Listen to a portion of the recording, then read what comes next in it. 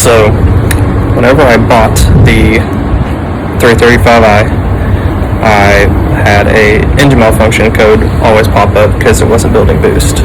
Well, I eventually replaced the wastegates in the O-Think, and one of them wasn't there. And I always thought maybe it was in my exhaust.